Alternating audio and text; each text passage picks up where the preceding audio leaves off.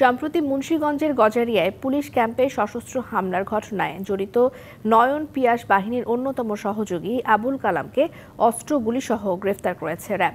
সংস্থাটি বলছে, নয়ন পিয়াস বাহিনীর সঙ্গে চাঁদপুর কেন্দ্রিক ডাকাতিতেও অংশ নিত কালাম।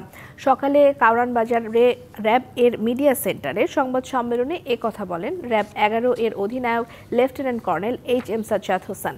বলেন, নদীতে বালু উত্তোলন, নৌযান থেকে চাঁদাবাজি করত বাহিনীর সদস্যরা। এসব প্রতিরোধে পুলিশ ক্যাম্প করা হলে সেখানে হামলা চালানো হয়। গ্রেফতার কালামের বিরুদ্ধে 30টি মামলা রয়েছে। এদিকে গত 10 সেপ্টেম্বর কুমিল্লায় যুবক দুলাল হত্যায় 7 জনকে গ্রেফতার করা হয়েছে। তিনি বলেন, ডিভোর্সের পরও সাবেক স্ত্রীকে নির্যাতনের ঘটনায় পরের স্বামী হাশেমের হাতে খুন হয় আগের স্বামী দুলাল। মেঘনার মোহনা এবং গোয়াগাছিয়া, মত্তব, চাঁদপুর কেন্দ্রিক যে ডাকাতিগুলো হয়ে থাকে তার সাথে সংশ্লিষ্ট যে রিপন সহকারে আরও 6 জনকে আমরা ইতিপূর্বে গ্রেপ্তার করি এবং আজকেও আমরা যাকে অ্যারেস্ট করেছি সে এই নয়ন পিয়াসের আপন খালাতো ভাই এবং যার নামেও 30টি মামলা রয়েছে।